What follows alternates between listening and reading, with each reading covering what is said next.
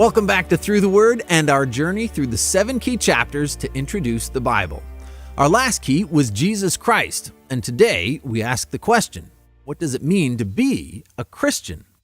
We find the answer in Luke chapter 9, and the answer is key number 6, follow. When Jesus called his disciples, the invitation was simple, follow me. 2 little words. The very core of Christian life comes down to this, follow Jesus. To be a Christian is not just to believe in a philosophy, nor is it to join an institution. It is a walk. It is a life lived in his footsteps. It is to follow. Actually, that's what disciple means, follower. And Jesus' disciples did just that. They followed him around. They watched him heal, cast out demons, preach good news. They watched as he reached out to the lost and broken, every kind of sinner. They saw how he loved. However, following Jesus was not just a spectator sport. The first half of Luke 9 is Jesus sending out the disciples to do the same works he did. It's called ministry, and every Christian is called to it. I love this about being Christian. We work alongside of Jesus. And Luke 9 also has the story of Jesus feeding over 5,000 with just 5 bread loaves and 2 fish. But it's not just Jesus feeding them. At the heart of that story, in verse 13, Jesus tells the disciples, you give them something to eat. The disciples got to participate. Jesus handed them the food, and they shared it. Now picture that.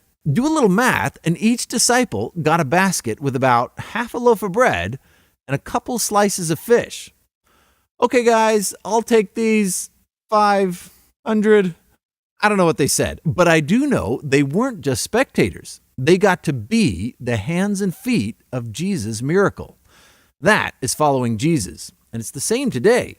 You pray for hungry people, and Jesus says, you feed them. Now, it is in the wake of that experience that Jesus asks his disciples a question. In verse 18, who do the crowds say I am? Now, this was an easy question. Crowds said lots of things about Jesus, mostly good. Same is true today. Check the religions of the world. Muslims respect Jesus as a prophet, and a sinless one at that. Buddhists respect Jesus as an enlightened one. Others say great teacher, even a miracle worker. It's easy to talk about what others say about Jesus. But then in verse 20, but what about you, he asked. Who do you say I am? Peter answered, God's Messiah. This is the real question. You can talk all day about who others say Jesus is. The question is, who do you say he is? Peter got it right. Jesus is the Messiah, the Holy One. On this rock, Jesus said, I will build my church.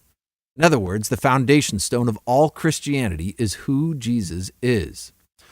Well, Jesus goes on to explain to the disciples that he must suffer many things, that he will be killed, and on the 3rd day be raised to life.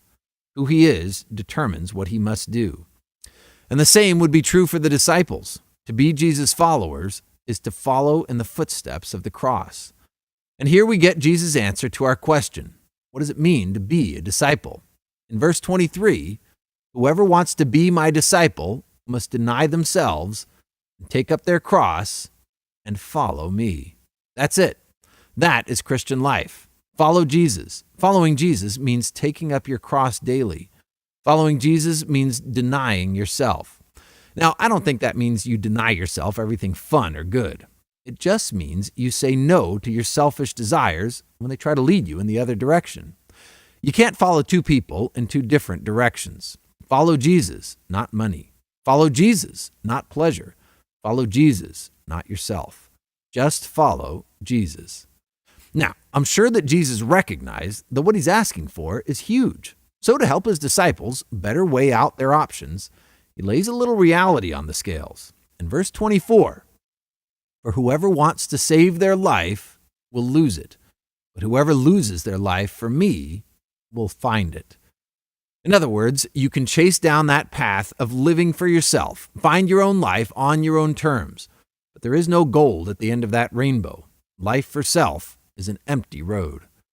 But whoever loses their life for Jesus will save it. In verse 25, he says, what good is it for someone to gain the whole world and yet lose or forfeit their very self?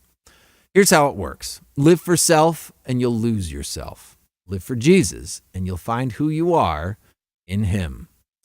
So what did the disciples do? 2 words. They followed Jesus.